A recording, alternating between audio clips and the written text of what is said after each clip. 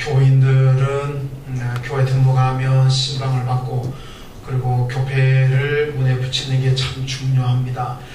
이 교패를 별로 그렇게 의미를 안 두는 분들도 계십니다만은 이 교패는 우리 집에 오는 사람들, 이 복음을 전한다고 하는 사람들이 이단자냐 정통이냐 구별해낼 수 있는 아주 확실한 방법입니다. 우리가 교패를 붙였음에도 불구하고 초인종을 누르고 복음을 얘기하자. 그럼 거의 99%는 이단입니다. 기존 교회는 거의 절대로 교패가 붙은 내 교회 교인이든지 남의 교회 교인이든지 교패가 붙어 있으면 거기 가서 뭐 복음 전하라 그러지 않습니다.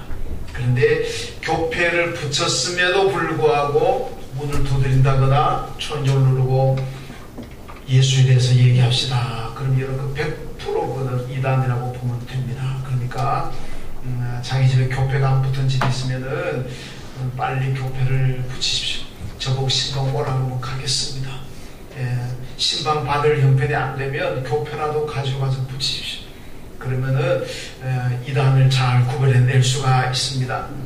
그래서 이단자들은 꼭 교패 붙은 집을 찾아다니잖아요.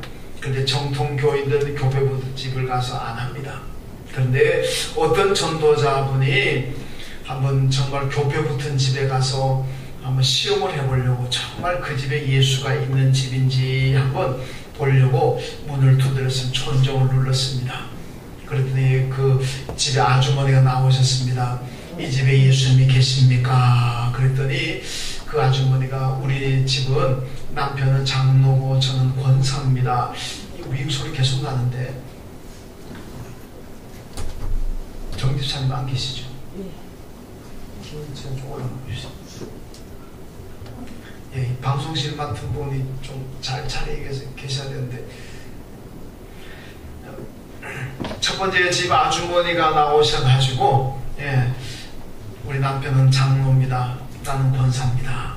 그러니까 이 전도자가 저는 대개 남편이 장로고 당신이 권사인 걸 묻지 않았습니다. 이 집에 예수님이 계시는지 물었습니다. 그러니까 그 집이 그 아주머니 문을 확 닫아서 화가 나가지고 확 닫아버렸어요. 그 두 번째 집에가 또 초인종을 눌러봅니다. 나왔습니다. 이 집에 예수님이 계십니까? 물었더니 그 아주머니는 우리 부부는 다 교회 집사입니다. 저는 집사인 것을 묻지 않고 이 집에 예수님이 계시는가를 물었습니다. 그랬더니 그분도 화를 내고 문을 닫아버렸습니다. 세 번째 한 집 더 갔습니다. 띵동 눌렀더니 역시 세 번째 아주머니 나오셨습니다. 이 집에 예수님이 계십니까? 물었더니 그분은 우리는 부부가 다 열심히 교회 다니고 있습니다. 예배도 꼭 드리고 새벽 기도도 가고 교회 봉사도 하고 그렇습니다. 그러니까 전도자가 저는 그걸 물은 게 아니고 이 집에 예수님이 계시는가를 물었습니다. 그랬더니 또 화를 내고 문을 닫았다는 거예요. 근데 이 세 분의 아주머니들이 전도자가 가고 난 다음에 하루 종일 곰곰이 진짜 그 말이 생각나가지고 왜 우리 집에 예수님이 계시는가를 물었지? 정말 우리 집에 예수님이 계시는가? 가만히 생각 고민해 봤더니 우리 집에 예수님이 안 계실 수도 있겠구나 그런 생각이 드는 거예요. 우리 집에 예수님이 안 계시는 경우구나. 그래서 그분들이 회개했다 그런 얘기입니다. 여러분 우리가 예수를 믿는다 그러지만은 교회 생활을 성실하게 한다 그러지만은 내 안에 예수님이 안 계실 수가 있고 우리 가정에 예수가 안 계실 수가 있습니다. 온 가족이 다 교회를 다니고 있고 뭐 목사고 장로고 권사고 집사고 뭐 하더라도 여러분 우리 집안에 예수가 안 계실 수가 있습니다. 그게 무슨 의미겠습니까? 내 삶에 예수가 보이지 않는다면 내게 예수가 보이지 않는다면 우리 가정 안에 예수가 보이지 않는다면 그건 예수가 없다는 겁니다. 여러분 우리가 신앙의 행위들은 합니다.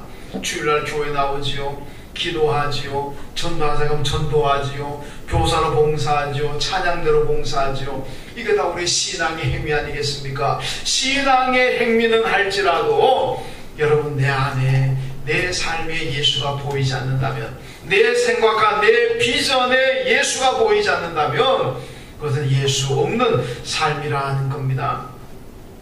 여러분, 마이클 호튼이라는 사람이 그리스도 없는 기독교라는 책을 썼는데 저도 소개해 드린 적도 있고 저도 이 책을 감명 깊게 읽었습니다.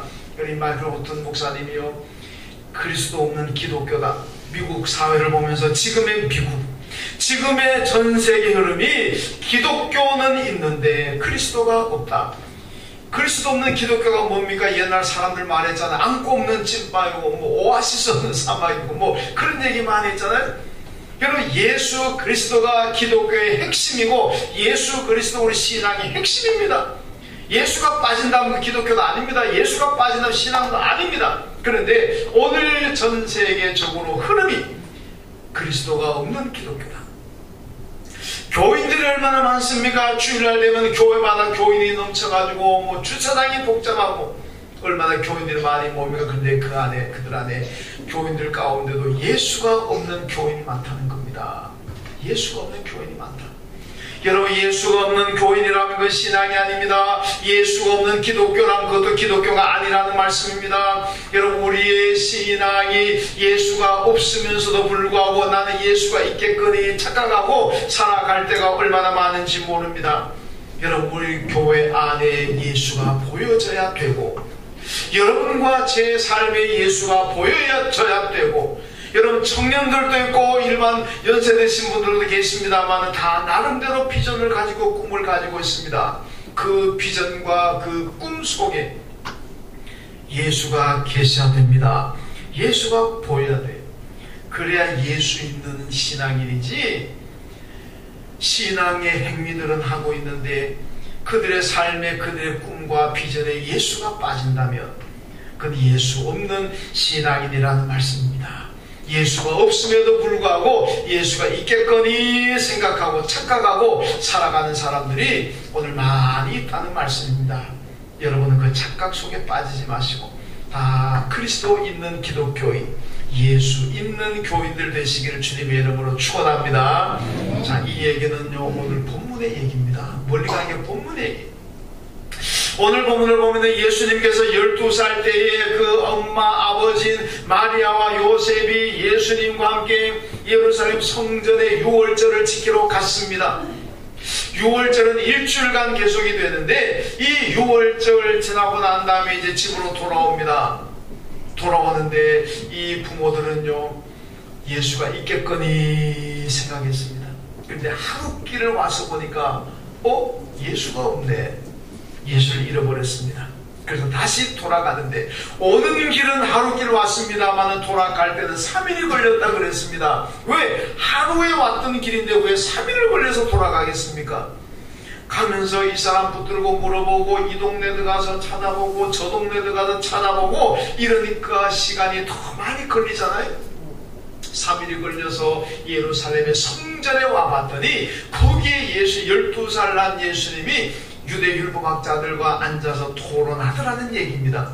그래서 오늘 말씀 보면은 부모님들이 얘기하는, 아이야, 우리가 너를 찾아서 얼마나 헤맸는데 왜 여기 있느냐. 예수님 말씀 뭐라니까? 아버지, 어머니, 여기가 내 아버지 집입니다. 내 아버지 집에 내가 있는데 뭐가 잘못된 것 있습니까? 당연하지 않습니까? 그런 말씀을 합니다. 오늘 부모들은요, 당연히 예수가 있다고 생각했는데 실제로 보니까 예수가 없더라는 얘기입니다. 예수가 없어요. 착각하고 있었다는 거죠. 예수를 잃어버렸습니다. 잃어버렸으면서도 잃어버린 줄 모르고 가고 있는 그 모습이 우리의 모습이 아닌가 한번 생각해 보아야 됩니다. 여러분, 그렇다면 왜 잃어버렸을까요? 부모들은요, 먼저 너무 바빴습니다. 너무 분주했습니다. 그래서 잃어버렸어요. 오늘 본문의 말씀 바로 6월절을 배경으로 하고 있는데 이스라엘 백성들은 어디에 살든지 간에 1년에 3번의 절기가 있습니다. 6월절이 있고 초막절이 있고 그 다음에 맥추절이 있습니다. 이 3번 절기에는 유대인들은 어디에 살든지 간에 다 예루살렘 성전으로 와야 됩니다. 여기서 일주일 동안 여러분 거룩한 절기를 지킵니다. 일주일간 지키고 돌아가는데, 자, 일주일 동안 집을 비워놓고 옵니다. 일터를 비워놓고 옵니다. 그러니까 일주일 동안 있으려면요, 얼마나 걱정이 많이 되겠습니까? 집은 온전하게 잘 있는지, 도둑이 든 것은 아닌지, 뭐 이런저런 일로 아이들은 뭐 밥이나 제때 먹고 있는지, 이게 얼마나 생각하고 걱정되는 것들이 많겠습니까? 그러니까 끝나면 어떤 사람들은 너무 그러니까 도저히 불안해가지고 못해가지고 한 2, 3일 있다가 돌아가는 사람들도 많고, 이제 그래도 좀 믿음 있는 사람 일주일간 다 지킵니다. 오늘 본문에 본 마리아와 요셉은 일주일간 있었다 그랬습니다.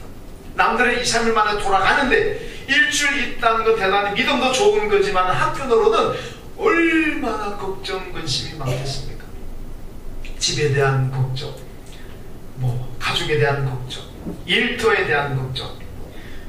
그러니까 일주일 땡 하자마자 쏜살같이 집으로 갑니다. 왜? 빨리 가야 될 거 아닙니까?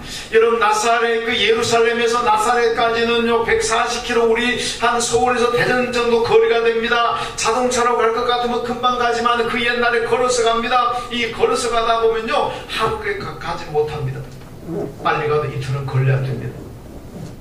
그러니까 너무 바쁘고 분주해가지고 빨리 가야 되는 생각에 가다 보니까 예수님이 따라오는지 모르는지도 모르고 갔다는 얘기입니다.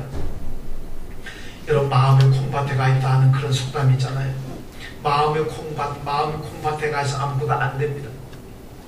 우리가 예수를 믿는다면 예수 믿는 일에 집중하면 되는데, 집중하지 못하고 딴 데 자꾸 생각이 두면은 여러분 그 삶은 헝클어집니다. 여러분들이 예배 드리면은 이 예배만 집중해야 되고 말씀에만 집중해야 됩니다. 그런데 여기 앉아 몸은 여기 와 계시는데 머리 생각은 집에 가 있고, 가스불은 잠그고 왔는지, 뭐 택배는 언제 제대로 받았는지, 이런 생각, 이 예배 끝나면 친구 만나러 가야 되는데 생각이 딴 데 가 있습니다. 그럼 그 예배가 온전한 예배가 되겠습니까? 온전히 하나님 말씀이 내게 들려지겠습니까? 안 들려집니다. 마음이 콩밭에 가 있는데.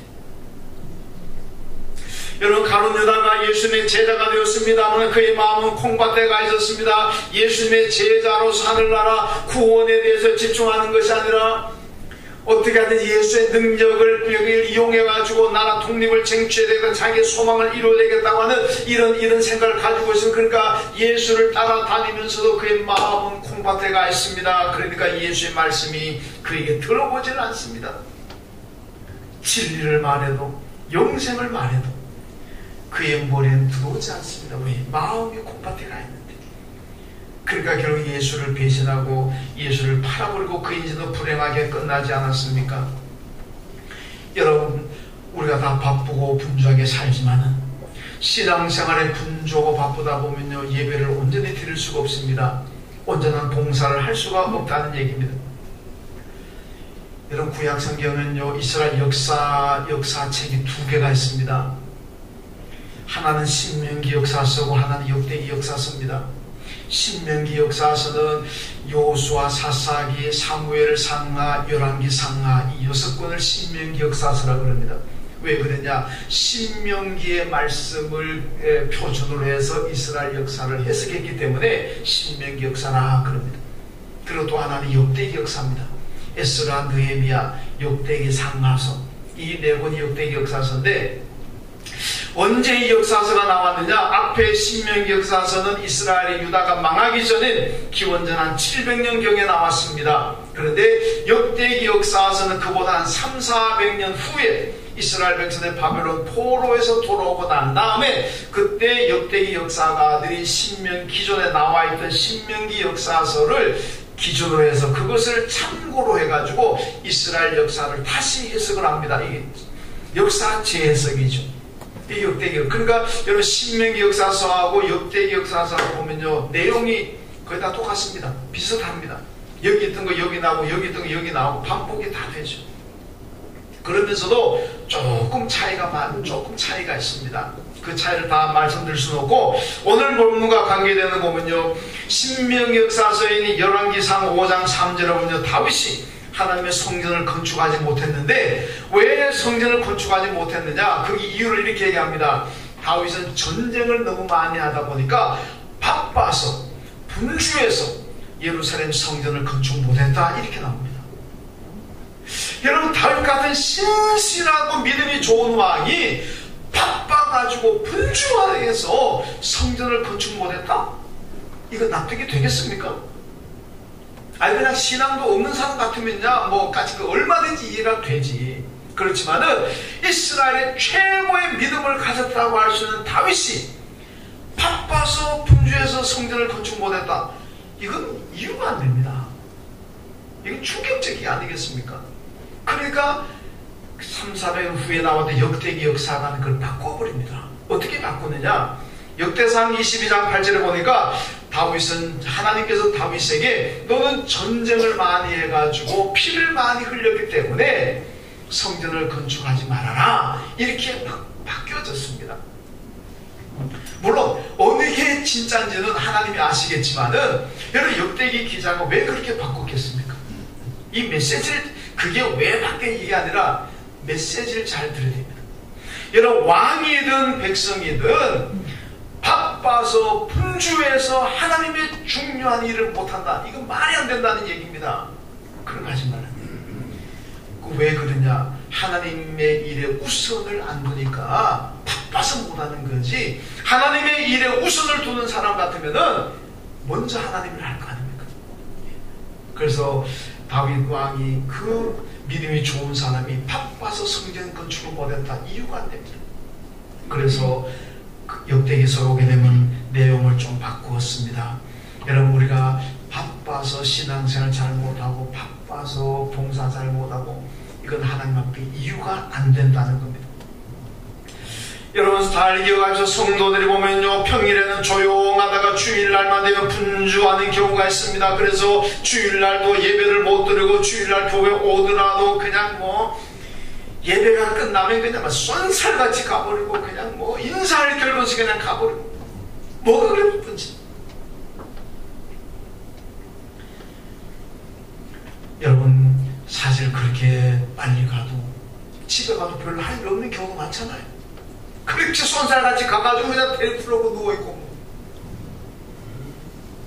정말 바빠가 가는 분도 있지만 안 바쁜데도 그냥 여러분 내 마음이 분주하기 때문에 그렇습니다. 마음이 분주한 분들은요 예배 드리다가 불평합니다. 왜 이렇게 예배 길어지나? 목사님 설교를 되게 길게 하네. 기도자는 왜 이렇게 기도를 길게 하나? 성가대 찬양곡 왜 곡도 좀 짧은 곡 가지고 왜 저렇게 긴 거 해가지고 시간 오래 잡아먹나? 아이고 되게도 기네. 시계고.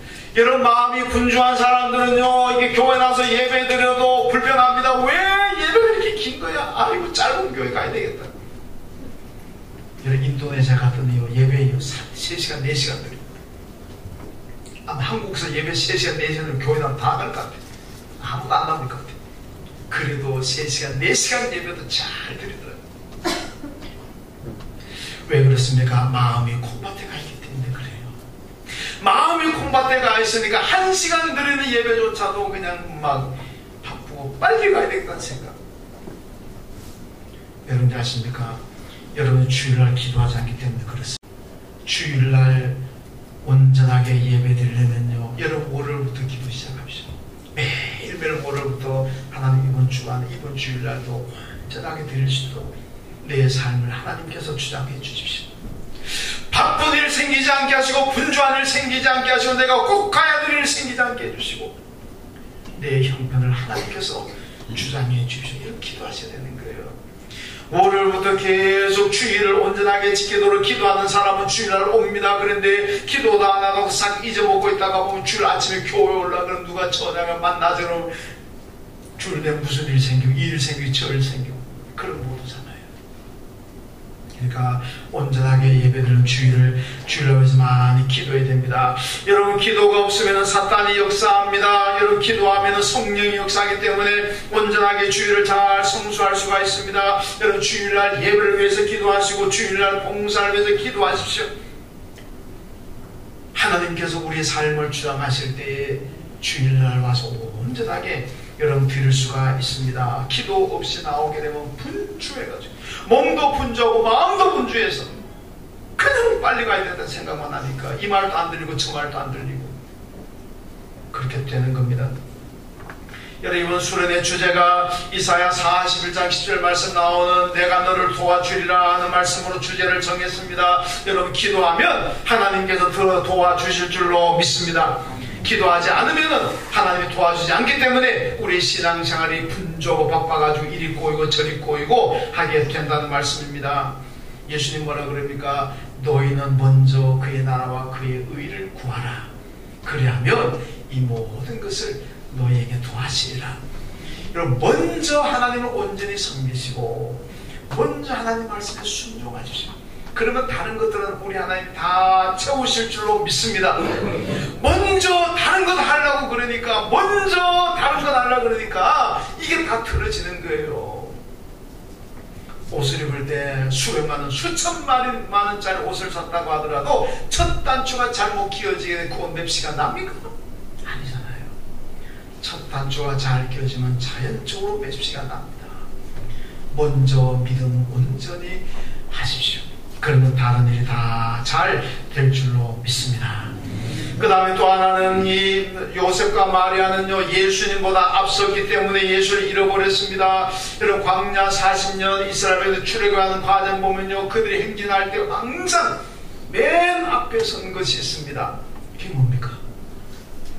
법궤잖아요. 법궤가 항상 맨 선두에 섰습니다. 그러면 그 뒤를 백성이 따라가는 거예요. 여러분, 법궤가 뭡니까? 하나님의 임재의 상징입니다. 하나님이 여기 계신다는 상징입니다. 법궤가 맨 앞에 갔다는 것은 하나님이 이스라엘 백성들 맨 앞에 섰다는 얘기입니다. 만약에 이스라엘 백성들이 법궤를 뒤에 세웠다면 출애굽의 과정은 결코 성공할 수 없었을 겁니다. 하나님의 임재 상징 법궤를 맨 앞에 세우니까 그들의 삶이 형통하더라는 얘기입니다. 요셉과 마리아가 만약에 예수님을 앞에 세웠다면 그들이 예수를 잃어버리겠습니까? 안 잃어버립니다. 그런데 자기들이 예수 앞에 갔습니다. 그러니까 앞에 가니까 뒤에 오는 예수가 보이지 않았습니다. 그러니까 잊어버린 거 아니겠습니까? 여러분, 지난 동계올림픽 때 보면요, 처음으로 메디스타트라는 경기가 있었습니다. 우리나라 선수가 남자는 금메달 따고 여자는 은메달 땄잖아요. 이 대단한, 우리나라로 봐서는 굉장히 좋은 종목 아니겠습니까? 그 메디스타트라는 경기의 특징이 있습니다. 뭐냐면 첫째 한 바퀴 돌 때는요, 세계 랭킹 1위 선수 앞을 절대로 나가면 안 됩니다. 그 첫 바퀴 돌 때는 이 보니까 다 헬멧을 뭐 흰색을 썼는데 세계 랭킹 1위 선수를 보니까 노란 걸 썼어요. 이 노란 헬멧을 쓴 이 선수가 첫째 바퀴는 무조건 제일 앞에 나갑니다. 이 선수가 아무리 늦게 가도 뒤 선수가 추월하면 안 됩니다. 그건 실격이에요. 그래서 첫 번째 바퀴는 세계 랭킹 1위 선수가 무조건 앞이고, 이제 첫째 바퀴, 두 번째 바퀴부터는 이제 자기 실력대로 가면 되는 거예요. 그게 메디스타트의 경기 방식인데, 여러분, 우리 신앙인들이요, 메디스타트는 한 바퀴만 그렇지만 우리는 일생 동안 예수를 앞에 세우고 예수의 뒤를 따라가야 될 줄로 믿습니다. 예수보다 내가 앞선다면 내 인생은 실패하게 되고 내 인생은 실격자가 된다는 말씀입니다. 요한복음 10장에 보면요, 선한 목자 비유가 나오잖아요. 하나님이 예수님 우리의 목자로 나오고 우리는 그가 기르신 양으로 나옵니다.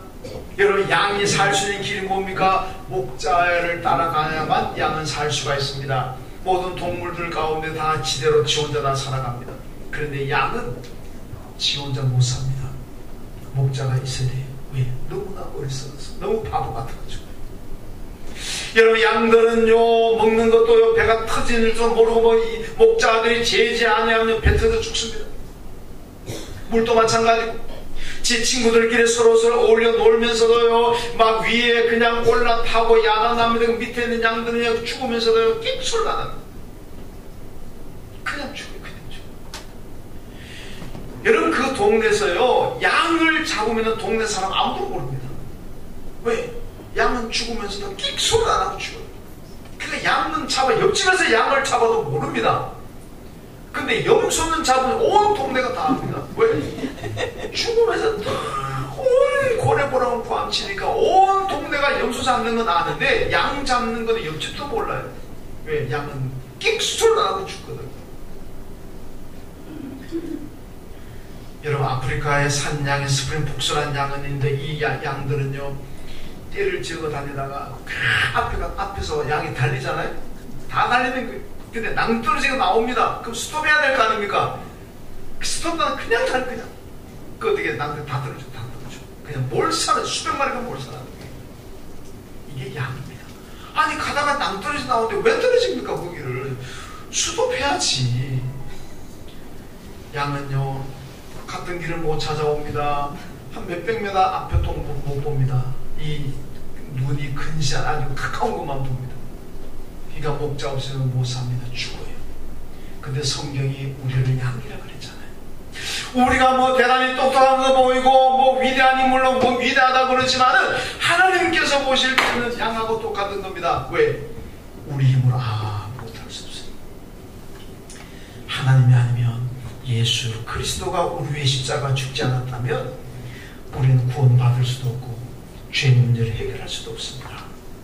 전적으로 하나님의 은혜고 그의 아들 예수 그리스도가 내 죄를 대신 지시고 십자가에 죽으셨기 때문에 우리가 구원받았고 영생을 가진 줄로 믿습니다.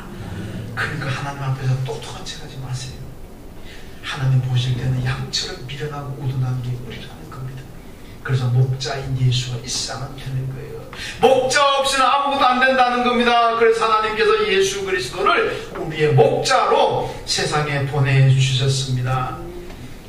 그러므로 우리는 양으로서 목자이신 예수를 따라가는 것이 그게 생명이고 그게 복의 길인 줄로 믿습니다.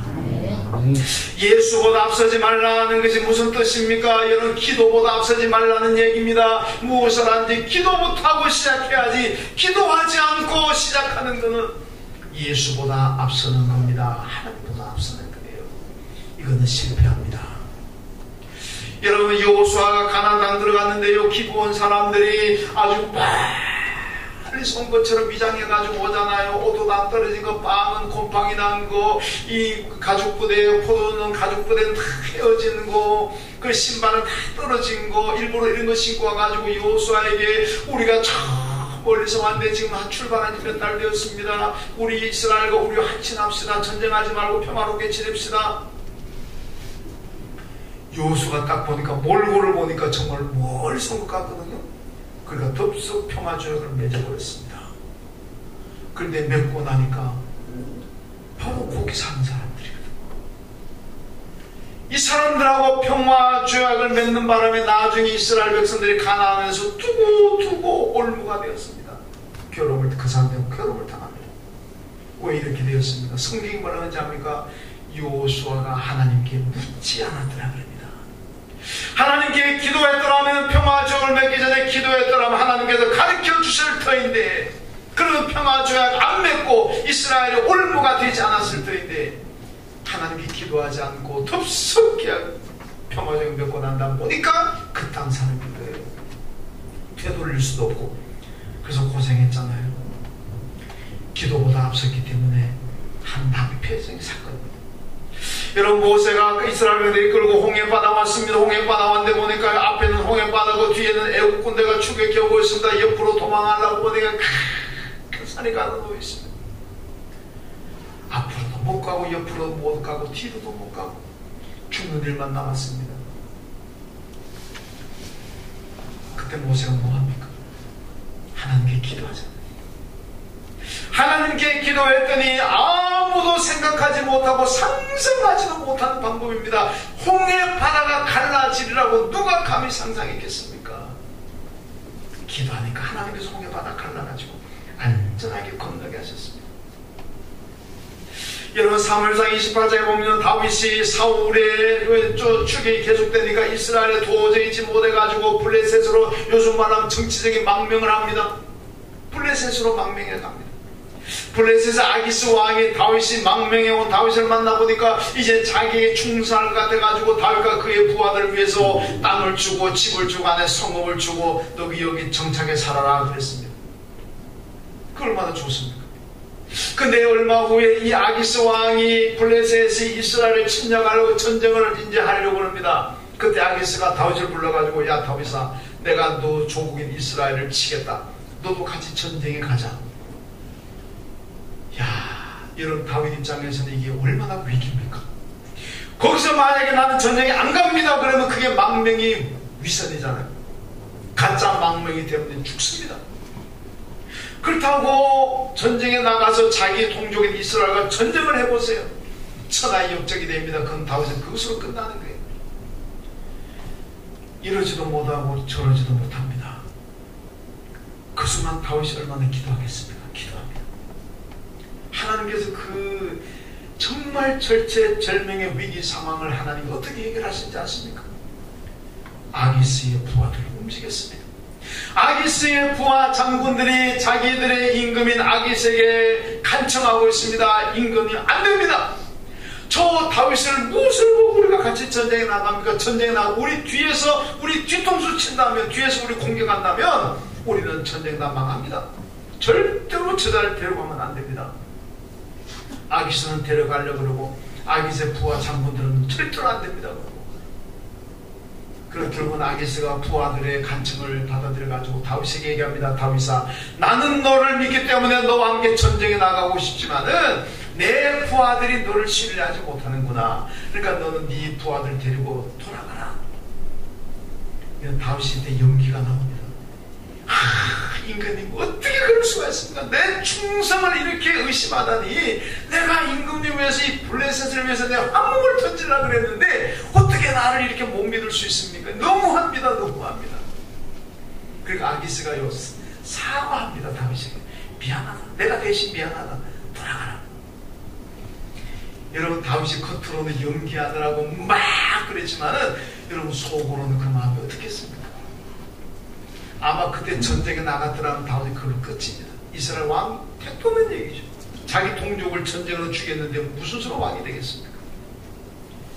이 위기를 다윗이 여러분 기도로 이겨내잖아요. 정말 절망적인 상황이고 불가능한 상황이지만 기도하니까 하나님께서 다 해결해 주시는 줄로 믿습니다. 여러분 상황이 어떻습니까? 기도하십시오. 그다음 낙심하고 절망하지 마시고 한숨만 쉬지 마시고 어떤 환경에서 기도하면 하나님이 응답하실 줄로 믿습니다.